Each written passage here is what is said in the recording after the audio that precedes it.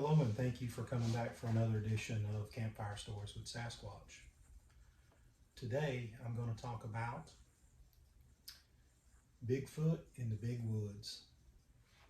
It was about 15 years ago I found myself down in Craven County in some really big woods. Really big woods. It was starting to get dark. The dogs had been running deer all day. They were scattered out all over everywhere. And we were in the process of catching up the dogs. So we were spread out. I mean, some of us were probably a mile apart. We were communicating on the radio, catching different dogs. When one of the members of our party got on the radio and said, "Y'all got to quit messing with me. Who's throwing stuff at my truck? Who's throwing pine cones at me? Who's throwing rocks at me?" We weren't doing it. Nobody was even close to him. We asked on the radio, said, "Where are you at?" And turns out the closest one to him was probably 3/4 of a mile away. He was off back in the woods. And something was throwing rocks at him and something was throwing pine cones at him. It wasn't us. We weren't, picking on him like that. So as the night progresses, as it gets darker and darker, we've still got 2 dogs out. I had one that was named Fred. He was actually my son's dog. He was a great big black and tan walker. And he was as stubborn as all get out. He would not come to you. When he was ready to go, he was ready to go. And when he was ready to hunt, he was ready to hunt. And when he got tired, he'd let you know because he'd come to you. But other than that, wasn't no catching him. Now, this was the time before we had fancy tracking collars so we could tone the dog and vibrate the dog or shock the dog and get the dog's attention. None of that existed. We had old telemetry collars that sent out a beep over the airways, and we could hear the beep, and depending on how loud the beep was or what direction the beep was, that gave you an idea of where your dog was. So old Fred was, about half mile from me, back up in the woods where I couldn't get to him, and I could hear him bark, and he had that old loud bark. You could hear him. He was calling on something. So my friend Scott kept getting on the radio and he said, "You got to quit messing with me, quit picking on me." So we got down to where Fred was the only dog left in the woods, and most people had left and gone home. Heard old Fred out there, ooh, ooh. And Scott's still getting stuff thrown at him.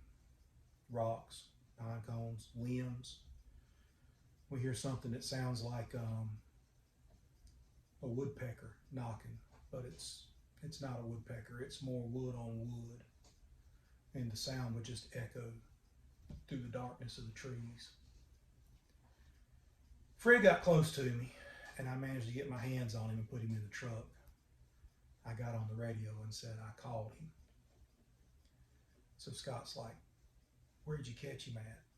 I told him, and he did a little quick mental cipher in there and realized that I was almost a mile from him. So he gets back on the radio and he says, "Whoever's throwing stuff at me is still doing it. Whoever's beating on the trees out here in the woods is still doing it." I said, "Well, we're the only 2 out here. Everybody else has gone home. And I'm not doing it. I'm not picking on you at all. I appreciate your help trying to catch my dog." So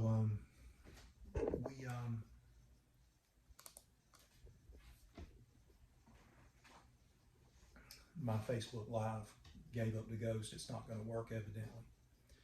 So I was testing the studio for that. So back to the story. So we headed back up to the clubhouse, stopped, got our stuff, and had that conversation. I insisted to him that I had not been picking on him out there in the woods. And there was no one else out there. It was just he and I. I made the statement that it was probably Bigfoot out there messing with him.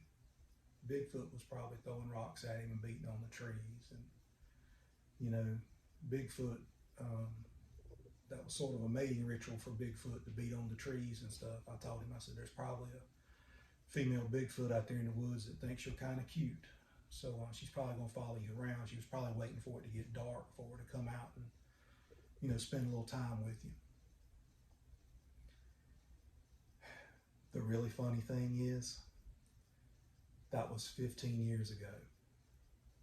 And if I go hunting with Scott to this very day, as soon as it starts to get a little dark in the woods, Scott's packing his stuff up and going home. He's not going to be out there in the woods with Bigfoot. So, is Bigfoot real? I have no idea. I know I've seen some stuff in the woods I couldn't explain.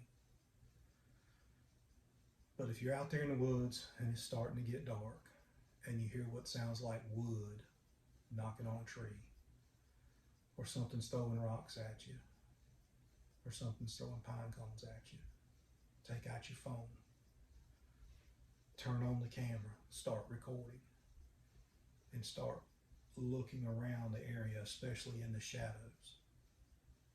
Because if Bigfoot takes you, hopefully you'll drop your phone and we'll know what happened to you. Craven County's got some awful big woods. All right, guys, thanks for listening. Enjoy.